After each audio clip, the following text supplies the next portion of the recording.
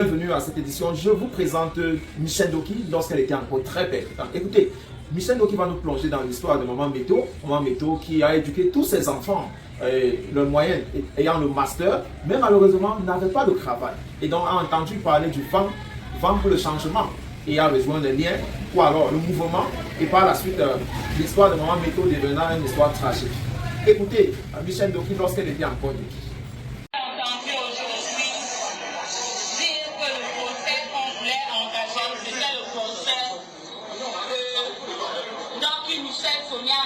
Et autres, je voudrais corriger. Ce n'est pas le procès de Doki, Michel, Sonia, Martine et autres. C'est le procès de tous ceux qui ont été cités. Sylvanus Moutaga, Kamti, Kokam, Madame Fouam, Lamia, etc. et Michel Doki. On vous a parlé tout à l'heure de république. Pour ceux qui ne savent pas, république est un mot d'origine latine qui vient des mots res publica. Et res veut dire chose. Publica, c'est le public, c'est tout le monde. La République du Cameroun est la chose de tout le monde. C'est la chose de tout le monde. Ça veut dire que tout le monde a le droit d'avoir une opinion sur ce qui est bon pour la République du Cameroun. Ça veut dire que quand on nous appelle une fois maintenant tous les 7 ans pour nous demander qu'est-ce qui est bon comme président de la République, de notre chose, chacun d'entre nous a une voix et elle est importante. Quand cette voix n'est pas entendue, quand ce qu'elle a dit est travesti, chacun d'entre nous a le droit de dire « Je ne suis pas d'accord avec le fait que ma voix ait été travestie ». Le 27 octobre de cette année, Madame, Madame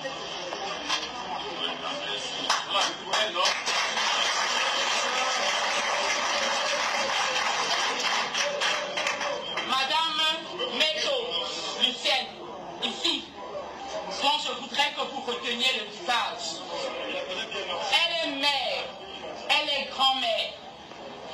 Elle a vendu les produits de la terre pour envoyer tous ses enfants à l'école. Et celui qui n'a pas beaucoup fait a eu le master, le bac.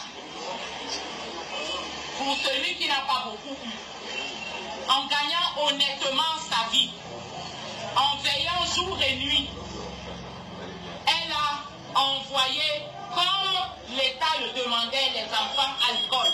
Et ils ont été sages, et ils ont bien appris, et ils ont eu des diplômes.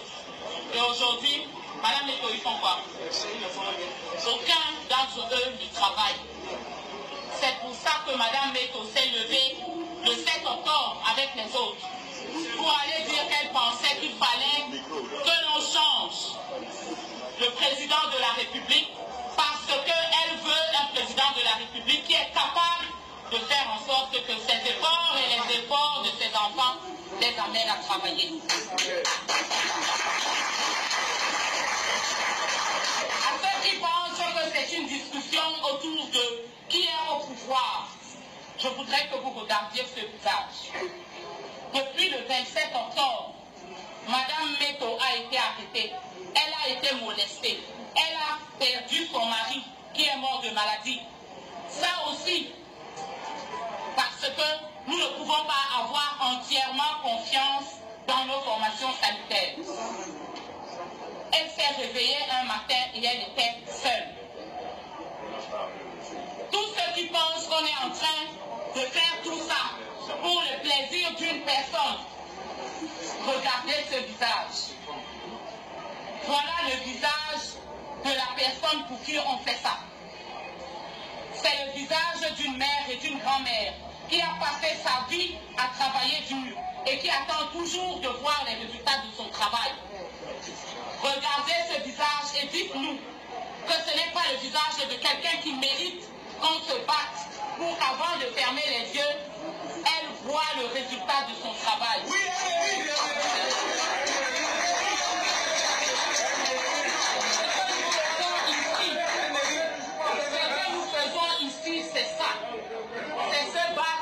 Chacun d'entre nous puisse voir un jour le résultat de son travail.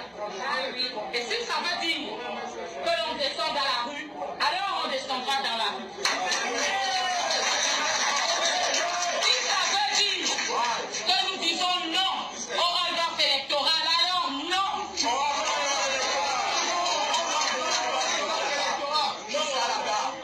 La République du Cameroun est notre chose à tous. Et chacun d'entre nous a une voix et elle est importante. Et chacun d'entre nous va faire entendre sa voix. Peuple! Peuple! Peuple! On veut voir! On veut voir! Je vous remercie. Vous aurez constaté que cette vidéo-là a eu lieu entre 2018 et 2020, l'intervalle que le MLC et ses militants ont connu beaucoup de difficultés.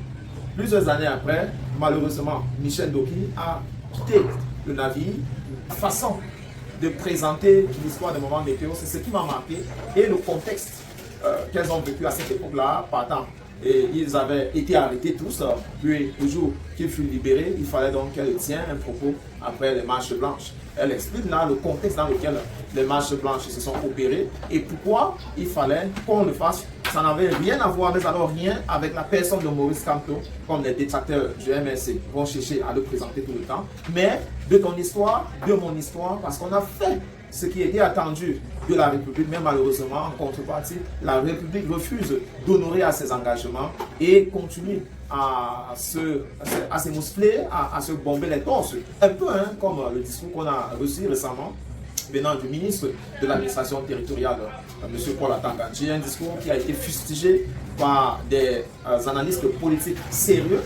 Si j'en cite qu'un, le docteur Aristide Mono, qui n'a eu de cesse à dire que pour la paix, pour le processus de paix qui est en construction permanente, nous devrons mesurer notre langage de peur que voilà, quelque chose que le chaos qui se passe dans d'autres pays, eh bien, n'atteint pas le peuple camerounais. Et vous avez également, avant cette sortie de Paul Atanga-Nji, suivi le professeur Maurice Kamto qui a dit en réalité, on ne peut pas à permanence ouvrir les bouteilles de gaz en menaçant avec un briquet en main et penser une fois, soit peu, que si jamais on éclatait l'allumette, eh bien tout le monde ne s'y brûlera pas. Eh bien, c'est le chaos qui va se passer. Donc, on a intérêt de chaque côté à œuvrer pour que finalement les citoyens qui sont, d'après la définition de Michel Ndoki, vous l'avez entendu, partie prenante de la construction de la République, qui se sentent concernés et alors que leur voix soit entendue. À défaut de faire cela, eh bien, on ouvre une brèche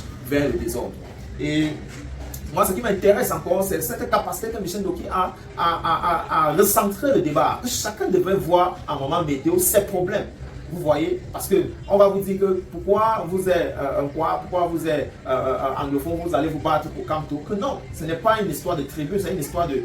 Dans cette revendication de la quote-part qui me revient, parce que j'ai fait un voix qui est un suffrage, qui est ma façon de revendiquer ma position, et cette voix-là n'a pas été respectée. Que fait bien Michel Ndoki dans ce contexte de 2018 a dit, je suis dans la rue pour faire entendre ces voix par les pouvoirs publics qui refusent de la céder de façon logique. Donc, dites-nous en commentaire, on est à la veille des élections présidentielles.